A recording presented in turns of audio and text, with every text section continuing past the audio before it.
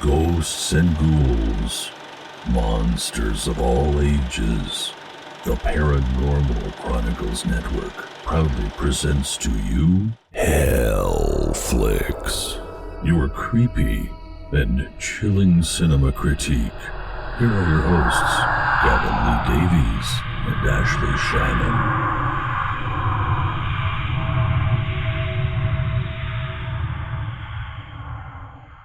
Now, joining us at the ParanormalChronicles.com offices here in Wales, I am blessed and privileged to be joined by Ash Shannon from They Made Me Do It, the critically acclaimed movie blog. Ashley, are you there, sir?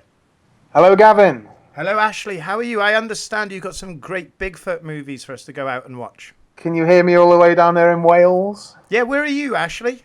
I'm in Bristol. That's only up the road. But as you know, I used to live precisely where you live in Wales. It is, that is true. That is very To true. reveal to the audience, as we have known each other for, upwards of 10 years. So. We used to drink a lot together. You did. I just watched you.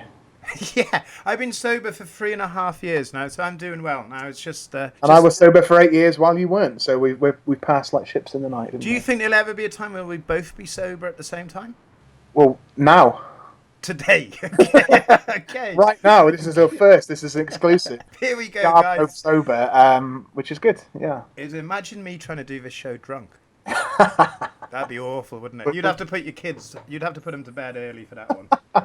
Get your finger on the bleeper, as they say. On the bleeper. Now, I've tasked you with a very special challenge for us tonight. And Yeah. You have gone out of your way to explore some of the more obscure Bigfoot movies out there. Give me a bit of info. Yeah. What have you been doing? Just to say first, I'm really delighted to be on this podcast. I've been a big fan of podcasts ever since they started, 10 years ago. I consume hours and hours of them a week, so I've always wanted to do one or be on one, and here I am. Excellent.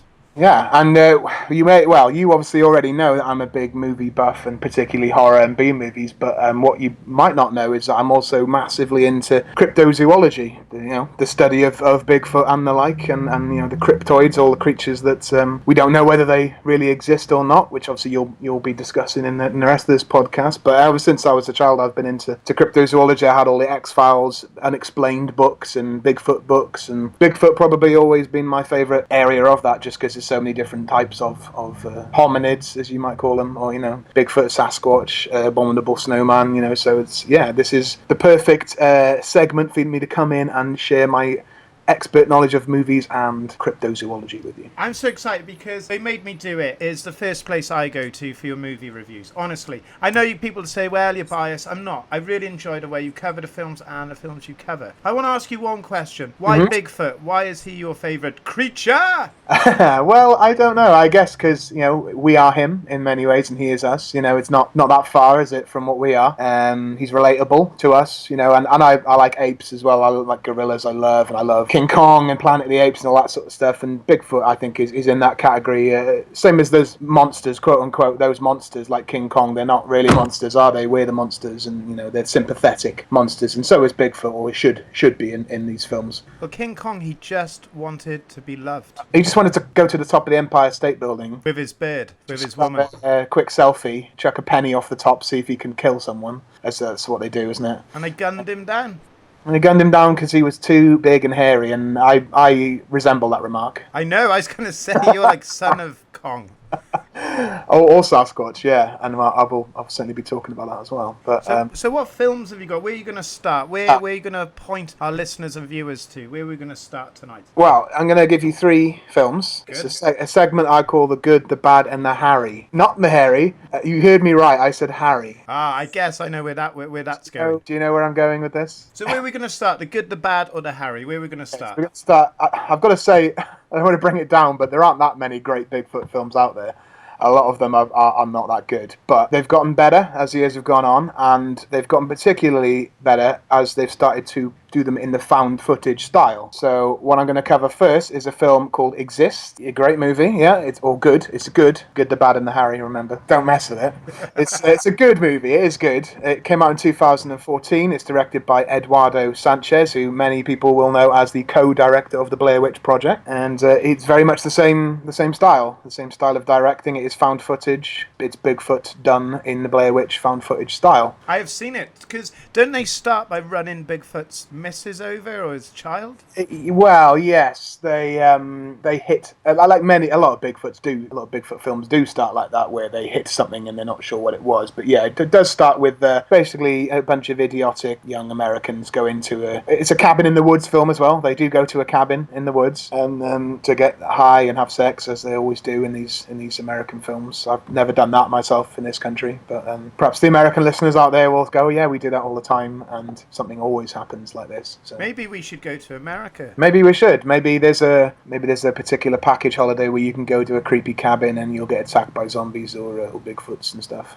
Sign me up. It'd be a great experience. Me and you, high and in our underwear, wandering around in some woods. Well, a lot of this film is filmed with GoPros, so it's always the appeal of these found footage films is how cheap you can actually make them, and very cheaply, because they're all filmed on GoPros. A bunch of kids cycling around the woods and trying to. One guy's always really high. Couples are always going off to try and have sex. It's a usual activity of teenagers in a horror film, but. Then it all starts to go wrong, because they start to notice that they're not alone and they're being watched. Their cabin is being watched, and there is a Bigfoot, and they start to realise that it is Bigfoot, and he starts to sort of stalk them in their cabin. Starts to sort of knock at the door and throw stuff at them and make all the quite amusing noises. Ooh, that sort of thing. I don't think it's quite that camp, if I remember. I think there's a little bit more bass. When did you last watch it? About 2 weeks ago, because I went through a load of Bigfoot movies for this segment. Yeah. And I enjoyed the movie. I liked the guy who tried to cycle off to save his friends, and Bigfoot just trashed him. Yeah, he did the old falls off his bike and he has a bone coming out of his leg. It always happens, doesn't it? Yeah. So basically, Bigfoot ends up, picking them off one by one as they're being stupid and teenage and high, and they have no idea what to do, because they didn't know Bigfoot was real, and nobody knows they're at this cabin. They didn't tell anyone because they're idiots. And they eventually are driven out of their cabin and they have to go into the woods and try and escape. And then there's a good third act twist, which perhaps we won't go into, but there is a twist as to why this Bigfoot is actually attacking them, and makes it a little bit more of a sympathetic character, which, as I say, I think Bigfoot should always be a bit sympathetic, because he's not coming over here to get us. We're going over there and interfering with him, if he's there. That's what we're doing. Because conveniently as well, there was no mobile phone signal at the cabin either.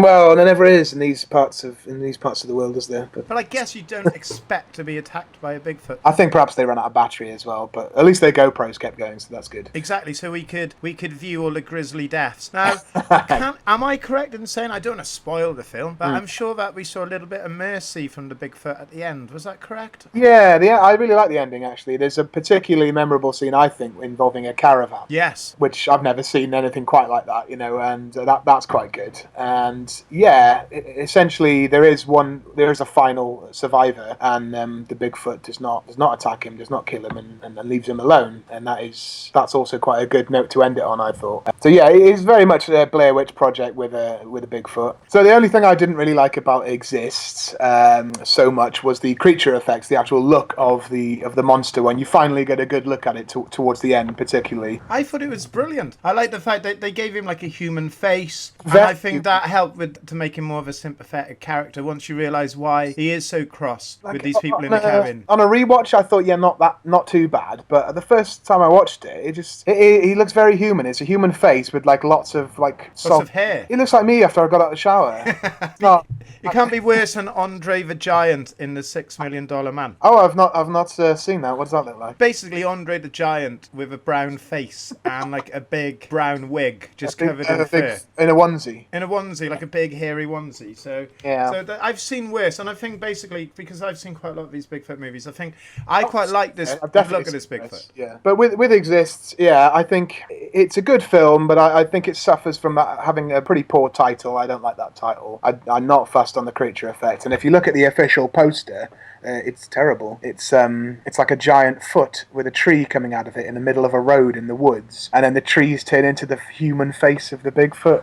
Have a look at that poster. Tell me what you think. Okay, what I might do is for our YouTube viewers is put the poster up anyway, so they can make their own mind. Yeah, okay. I'll see if I can get some permission to use some of the stills and whatnot. I mean, I don't know that that's exactly what it is, but to me it looks like a disembodied foot with a tree growing out of it in the middle of the road. Now, I don't know what that's supposed to be. Why is that? Yeah, I'm looking at it now. It looks, it's very... What is it? It's a car. It's a car, upside down car. Oh, is it a car? Oh. With a big tree pushed through the middle of it. Oh, right. Okay, that makes more sense.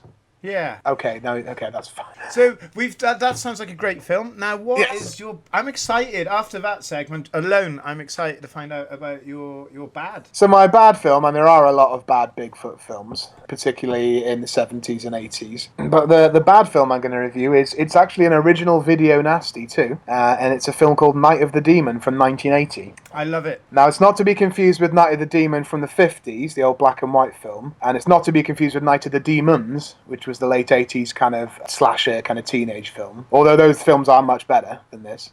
Okay. It is actually, yes, it is a Bigfoot film from 1980. I don't know who directed this, who was in it. It's no one you'd ever heard of. It was... I think it was pretty shortly after Friday the 13th and these kind of teen films started to become popular. So it is a group of anthropology students that go into the wilderness, into the Pacific Northwest, I assume, in order to study, Bigfoot, I guess, and to search for Bigfoot for their college coursework, I guess. But when they get there, they do find a Bigfoot, and he does proceed to maim them in quite unique and amusing ways. Now, this film involves... In no certain order, it involves lots of slow motion, druggy kind of impaling scenes. It involves a woman being raped by Bigfoot and giving birth to the illegitimate mutant Bigfoot child. How does that work? What do you mean? Like, is that possible? Is it feasible? Because it's like, a horse and a woman couldn't give birth to, like, a horse child, could they? Was it the same with Bigfoot? Well, she did give birth to it. I guess there is enough DNA, perhaps, for it to work. Okay. It's like that film, a film where the gorilla had sex with a woman and she had a baby. Do you remember that? Sadly not, Ash. I think that's just one you We'll want. save that one for the gorilla podcast. I'm sure there'll be one. Yes. I mean, it's kind of glossed over weirdly. I think it starts with the rape sequence, straight into it. There's like this young girl. I don't even think she's of age actually. Young girl being like attacked by a evil dad on the porch, and then Bigfoot comes through in the night, rapes her, and then she gives birth, and the dad picks up the baby, holds it up right up to the camera, and it just looks like a blob of, I don't know, a blob of jam on a thin piece of toast. It looks it looks awful. I don't think it worked out. I don't think it pulled through. I'm sorry to say. So yeah, that happens. Bigfoot rape, Bigfoot love child. Bigfoot impales people, burns people's faces off. How does he do that? On a stove. Okay, fair enough. Yeah. And the most unique kill in the whole film, and this is mostly what landed it on the Video Nasties list, is a sequence in which Bigfoot proceeds to rip off the penis of a biker. What a penis! A schlong. What is chopper? A tallywhacker. What is flesh flute? Is Johnson. What is tumescent love pipe? Yes, his pork sword, indeed. What is beaver basher? His truncheon, yes. What is jerkin gherkin? Shouldn't that be the other way around? Gherkin jerkin? No. Yes. His what was the tumescent love tube one? It's tumescent love pipe. It was that. Well, what is disco stick? His one-eyed yogurt slinger. His sausage. His custard launcher. His mayo cannon. His yard of beef. Is this a little book of names for penises that you keep by your bedside? His love muscle. Of course, I have lots of names for him. I'm British. I think my favourite would probably be the tummy banana. The tummy banana? Tummy banana. That's what we used to call it in school. So Bigfoot kills a man by ripping off his penis, but how did he get into that situation to begin with? Well, the biker has stopped his bike by the mountainside, by the roadside, in order to go and have a slash in the woods, a wee, out of his love tube. Bigfoot doesn't like that. This is his turf. He doesn't want you pissing everywhere. So fair enough. It's scent, isn't it? It's like it's invading on his territory. I'd exactly. imagine. Yeah, it's seen as quite an affront to a Bigfoot if you go weeing all over his lawn. So he grabs him right by the wang pipe and he pulls until it stretches almost comically. Well, not almost, very comically, and just pulls it off, and the biker just ends up running off with this fluorescent red blood pouring down his leathers, and that was the main thing that actually got it on the Video Nasties list. They did not like a penis rip, a wang tear. It was not seen as very good. So did he survive? I don't know. He ran off. Because I checked out the trailer earlier, and I was in hysterics. I like the sleeping bag scene. Tell our listeners about the sleeping bag scene. Yeah, so this is a scene that I think that was done years later in a Friday the 13th film, but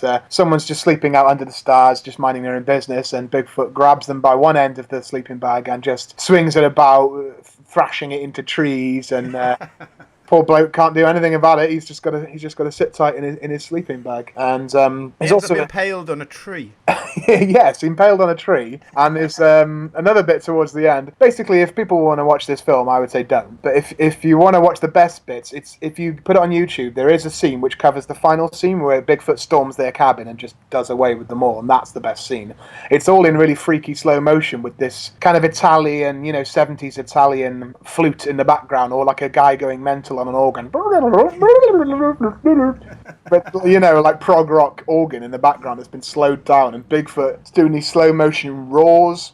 And this is where he impales people. He takes out people's intestines and swings them round. The BBFC banned it until 1994, and after that they agreed to pass it as long as they removed mayhem from the film. They call it mayhem. I like that. Pretty much all I saw was a lot of mayhem to begin with. I think one of my favourite bits as well was there's a guy just by the window and Bigfoot just punches him through the glass. He just chins him, which reminded me, right, when I was a kid. I'm going back to about 1988. That happened to you, did it? It nearly happened to me, but I remember watching The Legend of Boggy Creek, which was a film made in 1972, and the BBC showed it one afternoon for some reason. And there was a guy. So it was the same fear as pretty much all of them. It's a family. They're in a cabin. They're being terrorised. They've done something to annoy Bigfoot, and there's a guy, I don't know why, it's like, why did this happen, but there's a guy, he sat on the crapper having a dump, and Bigfoot just punches him through the window. He just punches him, right? It's like the writer's like, let's make this guy more vulnerable. What would be more vulnerable? Oh, I know, let's have him sat on the crapper and Bigfoot just punch him through the window. And it always stuck in my mind. And I was lucky because our bathroom was on a second floor, so I didn't have to worry about those sorts of things. Unless it was a massive Bigfoot, then that's not going to cause any problems. Well, some of them can be up to 9 feet tall. Beware if you're going for a crap in your bungalow. Beware, because if you've annoyed Bigfoot, if you've peed on his lawn, you've done something to annoy him. If you're in your sleeping bag minding your own business, he won't get you right away, but he'll get you. Yeah. So this film was eventually able to be passed, and it's like a lot of video nasties. It's laughable, that this was ever banned so that people couldn't see this filth, And yeah, it's a rubbish film. You probably won't be able to find it, but watch some clips on YouTube because the gory bits are really funny, and it's also just creepy. And if you can find the penis tearing scene, it's up there in, I'd say, the top 5 penis ripping scenes in movies. We'll have to do a show on that, penis ripping scenes. Oh, there are some good ones. Yeah, I'm sure there are. We won't go into them now. We won't go into it. That's what you call a teaser. I recommend to all our listeners, all our viewers, to please go out and watch Night of the Demon. I think you'll have a good time. I think it's great. And if you are listening to the show on the podcast version, then check out our YouTube version,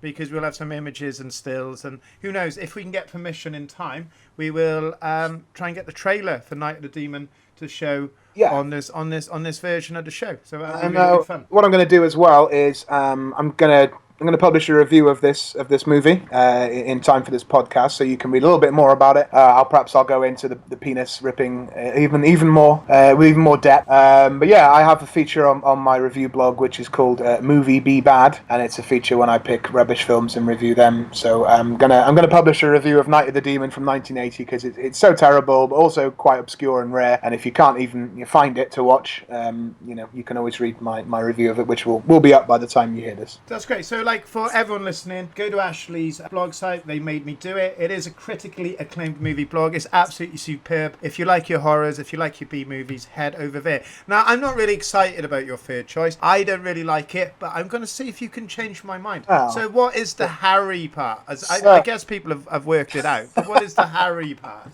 We've been teasing it all show long, but yes, if Exist is a pretty serious take, and if Night of the Demon is a pretty absurd take, then Harry and the Hendersons is pretty much in the middle. So it's a film from 1987. It's a family film, definitely. It's suitable for all the family, but no penis ripping off or anything in this one. Hang on, no. They deleted that scene. That was deleted. So this film really, it's. I think a lot of people will look back on it like you perhaps do and think it was pretty daft and a bit naff, like your E.T. or your Short Circuit kind of stuff from the 80s, and it is like that. It's about the outsider being accepted in, and the message of treat everyone the same, and just because you're different, just because you're an alien or a Bigfoot doesn't mean you're evil. You could be a good person as well. So that's the kind of message behind the film, and it is pretty sugary in parts, definitely. But I also think it's a really well-made film, and I think actually out of all the Bigfoot films, it's the most well-made, I would say. And I think that's probably for three reasons. I think it's very well written, and I watched it yesterday, and I'm a 30-year-old man, and I laughed constantly throughout it. It made me laugh. Genuinely, I wasn't laughing at it, I was laughing with it. It's well written, and there are some good gags in there, particularly visual gags where Harry is doing something ridiculous and he doesn't understand and he's being stupid, and it's just genuinely funny without needing to go into like ridiculous territory so much. The other reason I think it's really good is because John Lithgow is in it. People might know him best for being on Third Rock from the Sun. Dick, I think his name was. Is that right? I believe so. I enjoyed Third Rock from the Sun. John Lithgow's a fantastic. He is a fantastic actor, yes. And I think people will know him best from like Harry and the Hendersons and Third Rock from the Sun. But he also plays some great villains as well in other films that you should definitely check out. But in this one, he is the same as he is in Third Rock from the Sun, without being an alien. Of course, he's a nice guy, dad, and he's just a family man. Is he in the spin-off of it as well? No. Well, there was a TV series, yes, that ran for quite a few seasons, and neither him or the actress that played his wife are in that. Although it does feature the same person as Harry, so thank God for that.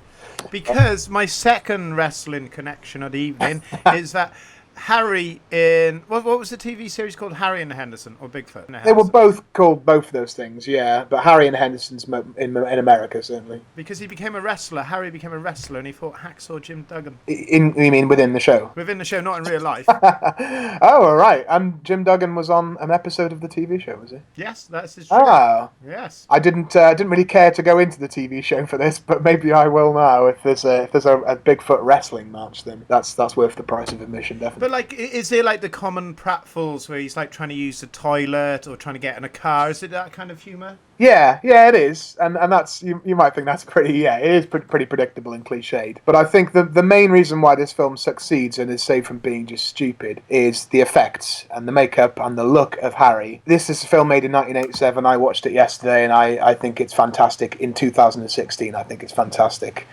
and that's because the makeup was done by the great Rick Baker, who I'm sure a lot of people will know if they know anything about. Yeah, well, Rick Baker. I looked this up for the show. He's won 7 Oscars for makeup and effects. 7. Did he win an Oscar for his portrayal of Bigfoot in Harry and the Hendersons? No, he didn't play Harry. He's the makeup guy. Yeah, but did he win an Oscar for creating a creature effect? Well, yeah. He won the Oscar in this too. Yeah. Good grief. Yeah, he won the Oscar for this film. The Best Makeup Academy Award was created essentially for him and for his work in American Werewolf in London. Fantastic movie. We will have to do a special on werewolves. I'm sure we will, and I'm sure that will be on it. But everyone remembers that transformation scene. It's just incredible, and that's the first one he won. But he won many more for this and for lots of others. But that's why this film really succeeds, because not once do you think, oh, that's a fake character, that's a fake Bigfoot. The whole time he's a real person, a real character. You know, and I think a lot of the face is animatronics and puppetry, and there's obviously a massive guy in a suit anyway. But it's just the facial expressions that they're able to portray through Rick Baker's makeup effects are fantastic. And he can be scary, he can be sad, he can be confused if he does something he doesn't understand. And it's a great bit where John Lithgow's character teaches him to sit, and he says, go on, sit, and then he basically just launches himself onto the settee and it breaks, and then he gets up and he launches himself onto a table, and so he's destroying the living room with his ass, basically. And that's really funny, yeah. So there's lots of just easy gags. They're not clever, and they're not trying to be overly clever and funny. They're just simple slapstick gags involving this fantastic looking creature, and underneath it all, it's the same ET message of don't judge people by how they look, that sort of thing. But it's also there's quite an allegory on how we treat animals as well. A lot of it, because when they first encounter Harry, they're out hunting. John Lithgow's character is trying to teach his son how to hunt, which depending on where you are in the world, that might be fine and it might not be fine. When they decide to bring him back, John Lithgow thinks, I'm gonna have to shoot this thing because it's in my house and it's wrecking the place. So he gets his gun out, as he usually would, and he says to his son, I've got to shoot it, it's an animal. And then his son says, no, it's not an animal. And he's my friend. Does he say it's my friend? Animal, it's Harry, and then that is actually John Lithgow's character that gives him the name Harry. Then they realise that it's not an animal, it's a real person. And there's even a bit where Harry discovers the mother's kind of mink stole in the cupboard. He doesn't mount it or anything. No.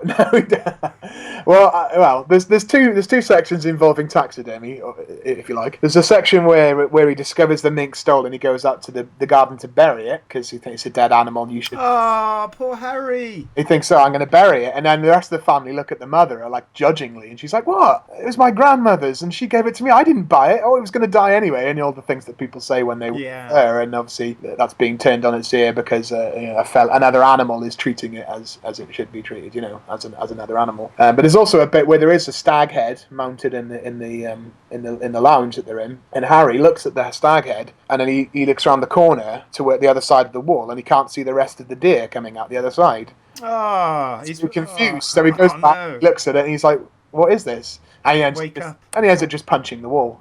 So that's It's nice for Bigfoot to be represented in a positive that's way, it. because that's it. This is the only film where he's not a monster, and he is just an animal and should be treated as an animal. Because from my research for this, Bigfoot is a very spiritual creature. It's very much in harmony with its surroundings. They're secretive, quiet creatures, and there's loads of folklore and mythology surrounding them. And to have a nice Bigfoot, for whatever reason, since the Patterson Gimlin footage in 1967 and the Bigfoot mania, Bigfoot is represented as angry, evil. I think it was Bigfoot in 1970. Again, he chucks a motorbike at a hippie. He keeps human prisoners for the purpose of breeding. I don't begrudge him that.